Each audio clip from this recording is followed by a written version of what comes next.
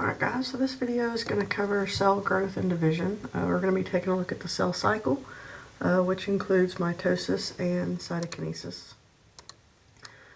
And so we kind of talked back in cells about how cells are tiny. And cells are tiny for a particular reason, and the main reason is because they need to maintain a large surface area to volume ratio.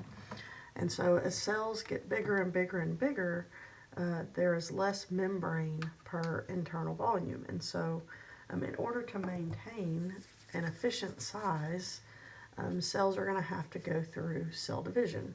So they do grow, they do physically get larger. That's one of the characteristics of life. And so over time, the cell will increase in size, but that does put a lot of demands on the DNA, and it can overload the cell membrane.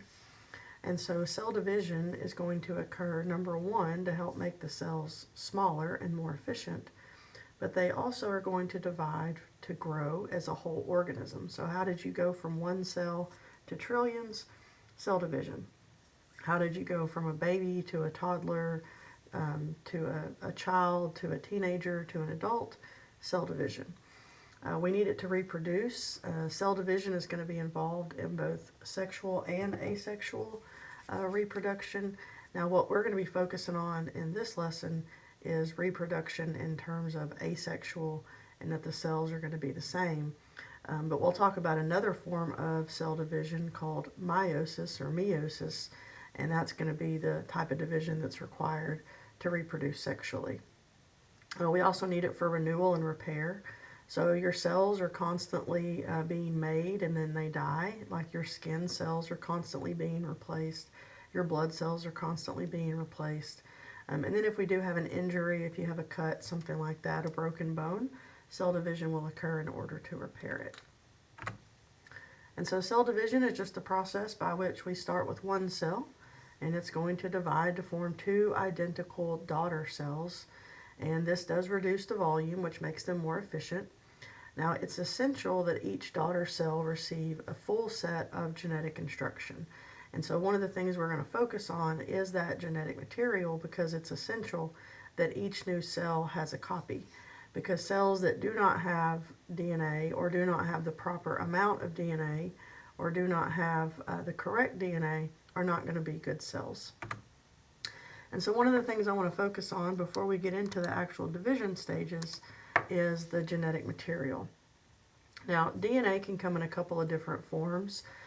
You do need to understand that DNA is always the same structure in terms of the DNA molecule itself. DNA is going to be that double helix with the sugar phosphate backbone. The nitrogen base is paired in the inside, held together by hydrogen bonds. That basic structure is always the same. But the form that you will find the DNA in within the cell can vary. Now, this is kind of hard to believe because DNA is so tiny, but if you were to take all of the DNA, all of your 46 chromosomes, and you were to stretch that DNA out from one cell, you'd have about 6 feet or some meters of DNA. And so that's a lot of molecule to fit in that little tiny nucleus.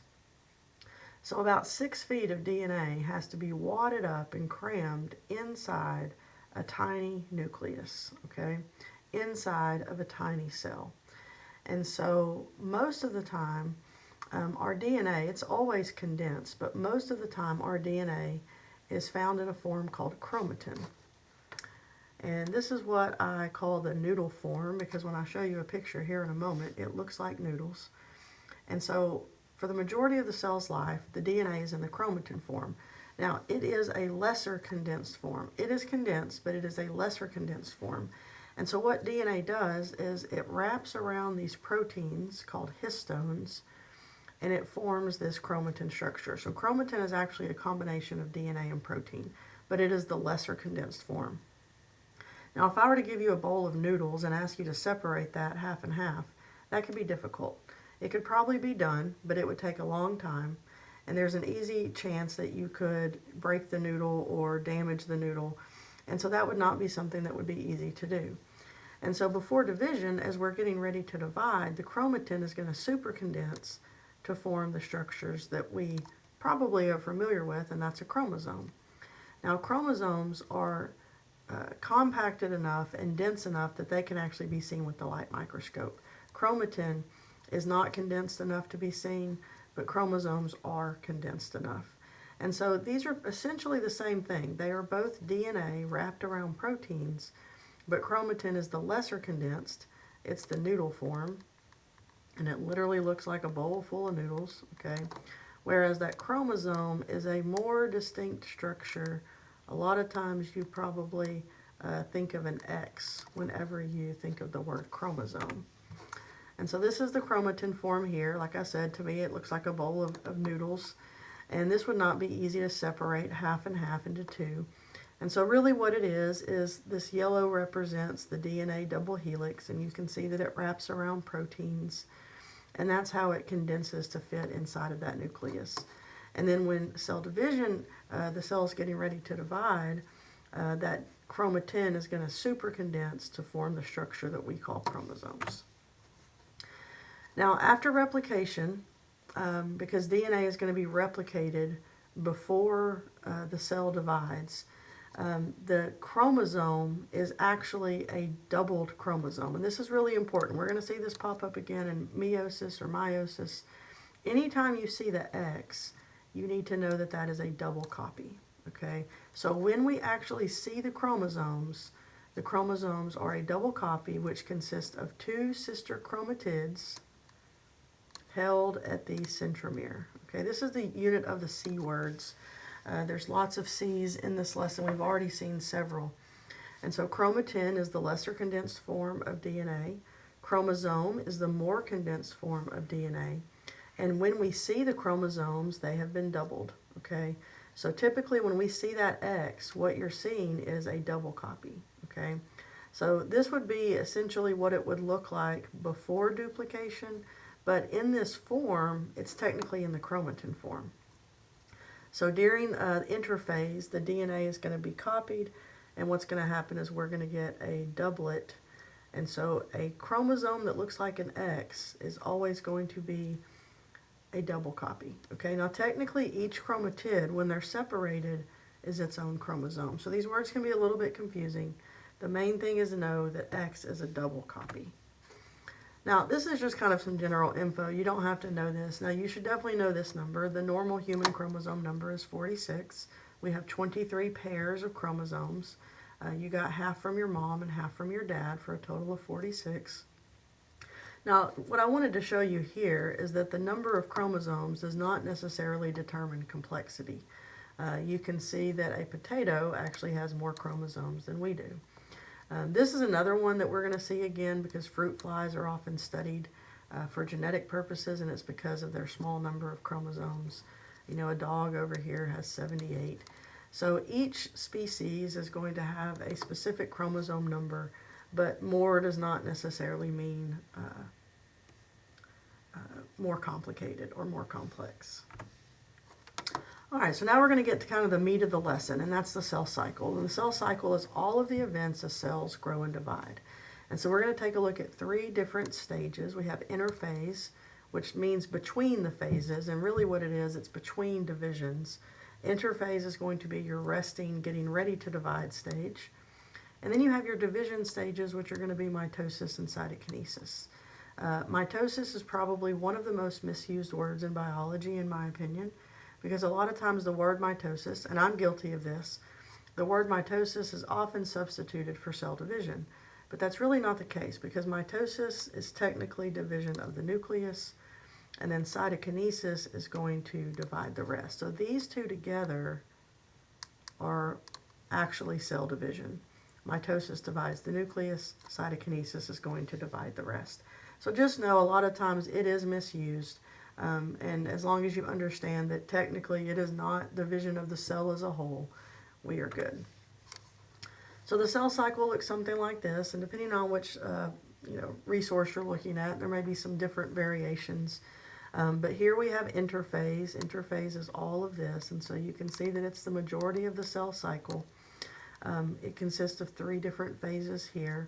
Here we have mitosis, which is going to be division of the nucleus, and you can see that we have phases that make that up. and then cytokinesis would actually fit right in here, and that's going to be division of the rest of the cell. And so we're going to talk about each of these in more detail. You do kind of want to be familiar with what they are going to look like. We're going to do a lab where you're going to have to look in the microscope and identify the different stages. And so interphase is essentially a resting phase when the cell is being a normal cell. The cell is doing its job. If it's a skin cell, it's being a skin cell. If it's a blood cell, it's being a blood cell. And interphase are all of the events that happen between divisions. And so it's resting, it's growing, it's doing normal cell things, it's metabolizing. Now this really depends on the type of cell, how long it takes, but it normally is about 75 to 90% of the cell's life is going to be spent in interphase. And we can break it down into 3 phases. We have G1, S, and G2. Now the G's technically stand for the word gap, but you can associate them with the word growth. So G1 is going to be your first growth phase, and this is where the cell is growing, getting bigger, doing normal cell things. It's making proteins, it's making more organelles. The S phase is probably one of the most important and most notable. This is an absolute must know. I mean, really all of it is. But the S phase is the synthesis of your new DNA. So as we mentioned earlier, before we can make new cells, we have to have DNA to go in both of those cells. And so DNA replication is going to be an essential step, and it has got to happen before division. So this is when we technically go from the single to the doubled chromosome. Okay, now during the S phase, the DNA is in the chromatin form, so we don't necessarily see a single chromosome. By the time we see them, they're already the doubled X's. But this is because it happens before cell division. And then G2 is just going to be more growth and prep for division. So it's your second growth phase. This is the one that's going to happen right before mitosis. And so there's going to be some preparation for those division stages. Now the M phase is actually your cell division. And there's 2 parts. You have mitosis and cytokinesis. As I mentioned earlier, mitosis is nuclear division, and cytokinesis is going to divide the rest of the cell, which is your cytoplasm. Now, mitosis is PMAT, PMAT is mitosis. Okay, mitosis is PMAT, PMAT is mitosis. Notice that cytokinesis is a separate process. It is PMAT that makes up mitosis. There is no C here because these are separate processes. Okay, so PMAT, depending on once again the resource that you're looking at, sometimes, especially in college text, a lot of times they will take the P and kind of divide it into 2 stages. And so sometimes you'll see what's called PPMAT, and there will be a prophase, a prometaphase, and then metaphase. Prophase is a very long phase, and there's many different events that occur. We're only going to talk about it as PMAT, but just know that some resources will break it down into prophase and prometaphase. So both of them are correct, but we're going to learn it as PMAT. And the time does vary. It depends on what type of cell it is. All right, so starting with prophase, this is the first and longest phase of mitosis. Now, this is not the longest phase of the cell cycle. The longest phase of the cell cycle is interphase. But if we're talking about just mitosis, prophase is the longest phase. And pro means before, so this is your first phase, okay? Now, I like to kind of summarize it as 3 major events. When it comes to prophase, there's 3 main things that happen. And they're going to be happening over the course of prophase. There's technically early and middle and late. Or like I said, sometimes you'll see prometaphase. I'm not really concerned with the timing as long as we know that these are the events that happen within prophase. So number 1, this is when we see the chromosomes. Okay, this is when the lesser condensed chromatin is going to condense to form chromosomes. And remember that the S phase has already happened. So when we see the chromosomes, they are duplicated. Okay, they've already been doubled. So this is when they're now visible under the microscope. Number 2, the nuclear envelope is going to break down. So if we're going to take DNA in 1 nucleus and we have to put it into 2, we cannot keep it contained within that nucleus. So the nuclear envelope and the nucleus itself is going to have to break down and kind of disintegrate. The nucleolus is going to be broken down and disappear during these stages. Now, the third main thing is that the spindle is going to form. And that's really kind of these 2 together, okay? So the spindle forms and it attaches to the chromosomes. Now, where it actually attaches are these little structures called kinetochores. So they're just little proteins around that centromere of our chromosome, and that's where the spindle is going to attach. So the three main things that happen in prophase is number one, we get the chromosomes. Number two, the nucleus is breaking down. And number three, we get the spindle. So just a little bit more about the spindle. It is only present during cell division. It comes from the centrosome. Now, pretty much your eukaryotic cells are going to have a centrosome, but in animal cells, that centrosome is also going to contain centrioles. I really don't know why animals have them and other cells don't necessarily have them. Plants do the same thing without the centrioles. But centrosome is common to your eukaryotes, but animals will also have centrioles. And they're just little microtubule structures. But the spindle is going to come from the centrosome, which in animal cells involves centrioles as well. And so all the spindle is just protein fibers. It's these microtubule fibers and proteins, and they're going to extend. They're going to add the protein called tubulin, and they're going to grow and extend. Now there's actually two different types. There's going to be some that attach to the chromosomes, and then there's going to be some that are going to be responsible for kind of shortening and pulling them apart. Those are going to be the ones that attach to the chromosomes. And then there's some that are going to lengthen and go all the way across, and that's going to help the cell kind of elongate. So the spindle has dual purpose. It's going to help elongate the cell, but it's also going to attach to the chromosomes and pull them apart. All right, second phase, much simpler, metaphase. Meta equals middle, meta equals middle, meta equals middle. In metaphase, the chromosomes line up in the middle of the cell. The spindle is going to be responsible for kind of aligning them in that fashion. Sometimes we could say the equator of the cell or the metaphase plate. But essentially, those chromosomes are going to line up in the middle. In anaphase, anaphase equals apart. Okay, ana and apart. In anaphase, the sister chromatids are going to be separated, and they're going to be pulled apart to opposite sides of the cell. So remember that chromosome was a double copy. So essentially, when these sister chromatids are pulled apart, we have single copies of those chromosomes going to opposite sides of the cell. And then in telophase, telophase equals 2 new nuclei. So by the end of telophase, I will have completely 2 new nuclei in my cell. Once again, a lot of these phases, there's an early and there's a late. So in early telophase, it's still going to be in the chromatin form. That nucleus is going to reform. In early telophase, it's still going to be in the chromosome form. And then they're going to start to go back to chromatin. The nuclear envelope is going to reform, and the spindle is going to break down. So essentially, telophase is going to be the opposite of prophase. So we're going back to chromatin. We're getting our nucleus back. The nuclear membrane is reforming, and the spindle is no longer needed. Now, by the end of telophase, we have 2 identical nuclei. But remember, we technically don't have 2 new cells yet. Mitosis is just nuclear division.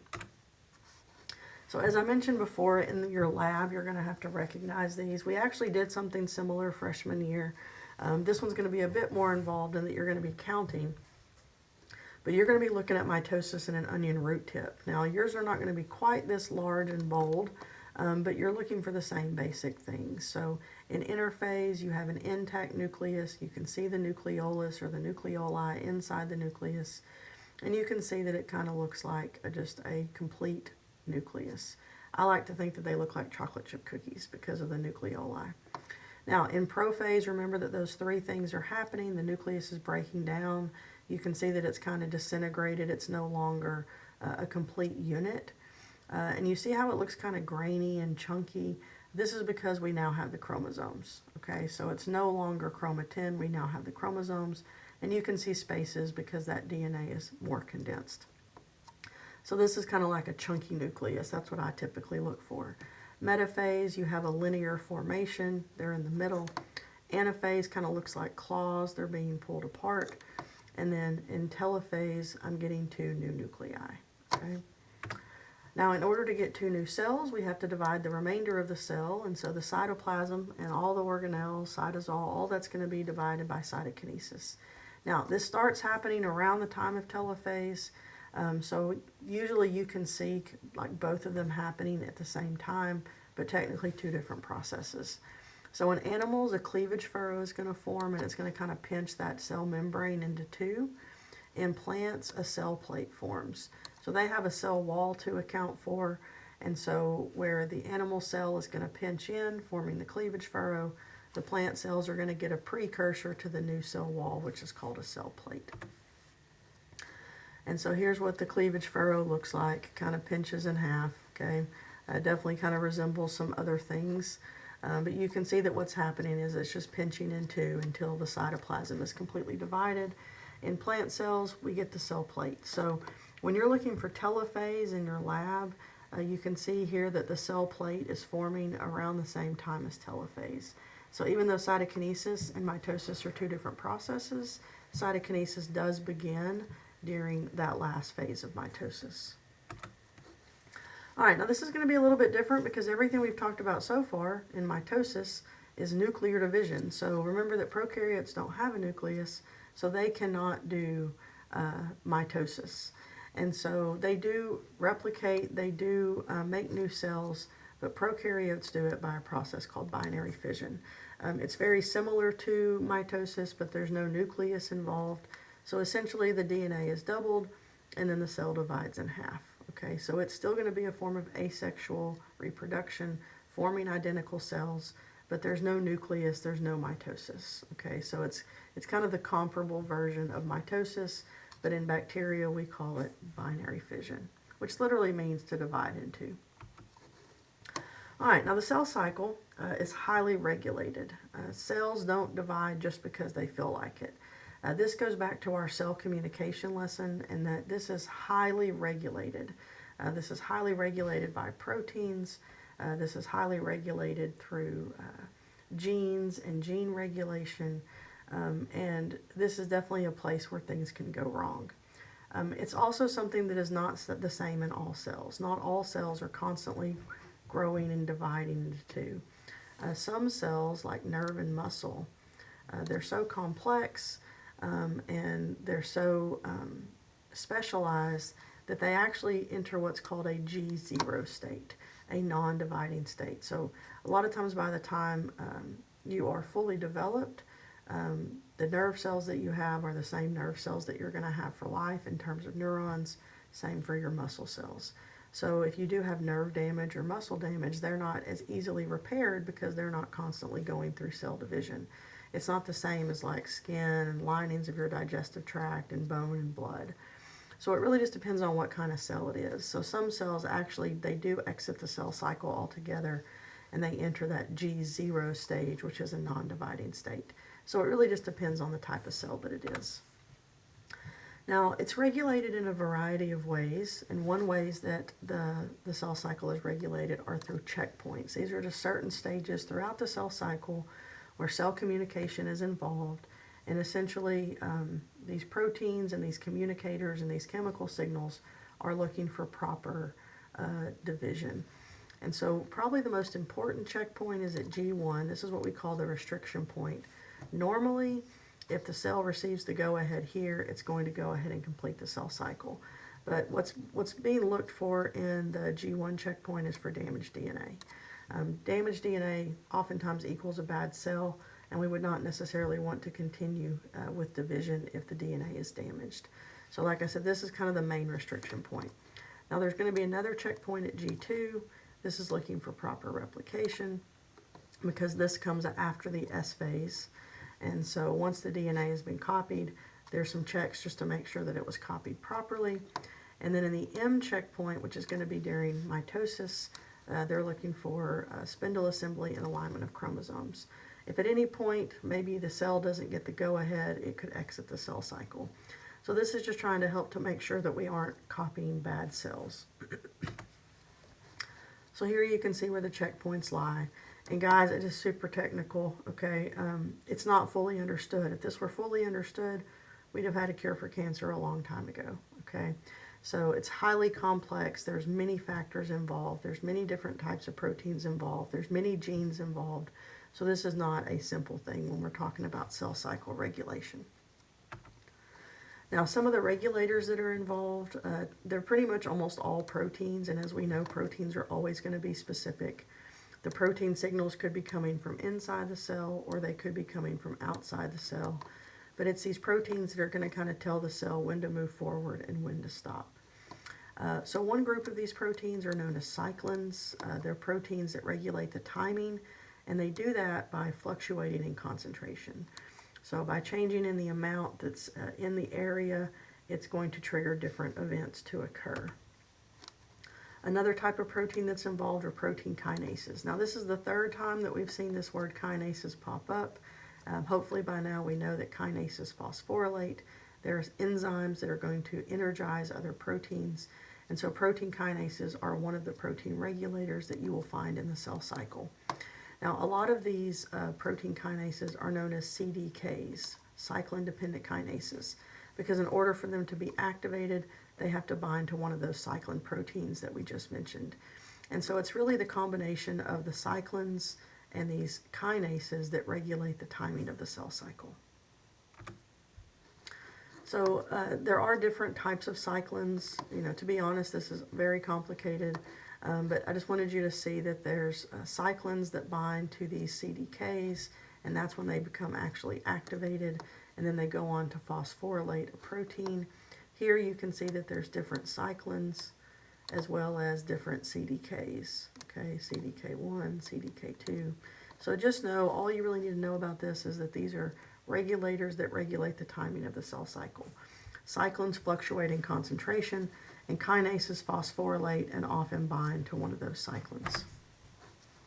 There's also going to be regulation that comes from outside the cell.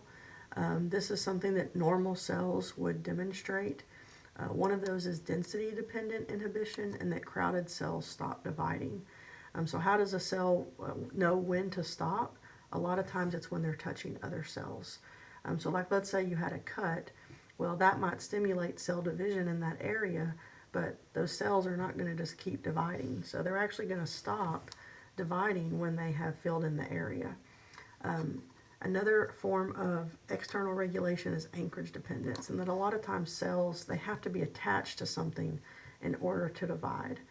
Now, we're about to talk about cancer, and so one of the things about cancer cells is they don't necessarily demonstrate these normal regulators. So cancer cells will just keep dividing and keep dividing and keep dividing even when they're touching, and cancer cells may divide even if they're not attached to something, and this is how they might be able to detach and spread to other areas of the body. So this is what normal cells will do. You can see they have a growth medium in the petri dish. They grow until they fill up the petri dish, and then they naturally stop. And this is what cancer cells will do. They will just keep growing and kind of build up on themselves and build up on themselves and build up on themselves. They actually lose that contact inhibition. So what happens when cells are not regulated properly and their growth is not regulated? And that is cancer. Okay, now a lot of times we refer to cancer based on different stages, but technically cancer is just simply uncontrolled cell growth. What happens is, due to improper regulation, it could be proteins are not made or too many proteins are made. Like I said, it's very complex, but essentially mutations of genes that produce these regulatory proteins, if they're defective, then the cells will just divide uncontrollably. That's called proliferation, and they will form tumors. So technically any tumor is a mass of cancer cells. Now, what can happen is those tumors, the cells can break free and they can spread, and this is known as metastasis or metastasizing. And so what can happen is when they spread and go to other areas, or in that local area, they can disrupt and cause tissue damage. Now, if you have a tumor and you go to the doctor, a lot of times they'll do a biopsy, and what they're trying to determine is whether or not it's benign or malignant. So no tumor is a good tumor, but if you had one, this is the word that you want to hear. Okay, benign is when they are not necessarily invasive and causing damage to the surrounding areas. They are contained, they have not spread, and these are the ones that are, in that moment, a lot of times we don't consider these as having cancer, And so these are the ones that are easier to remove, they're easier to deal with. And a lot of times what they'll do is they'll just watch them and look for changes.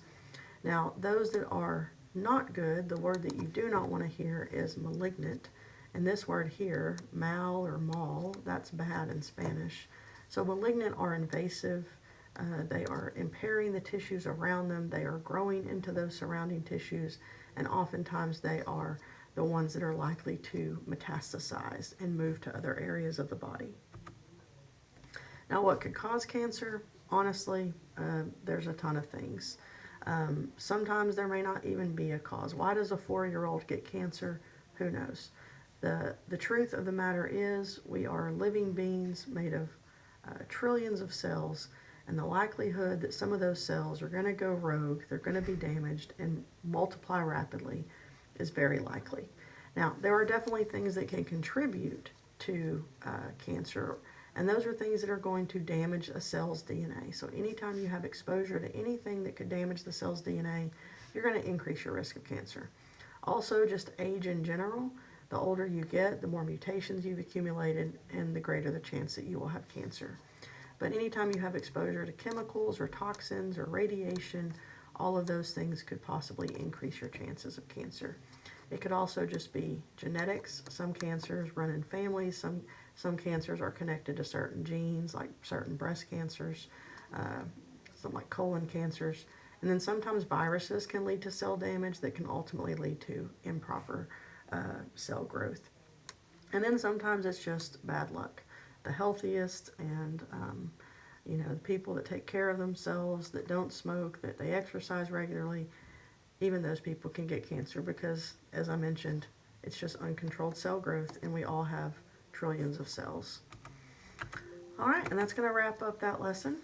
So on your web quest, you have a section about the cell cycle, and so you're going to need to continue working on that and complete that. Coming up soon, you have a lab where you're going to be identifying the stages in the microscope and doing a graph to go along with that. And then your quiz over this set of notes is also going to be combined with cell communication.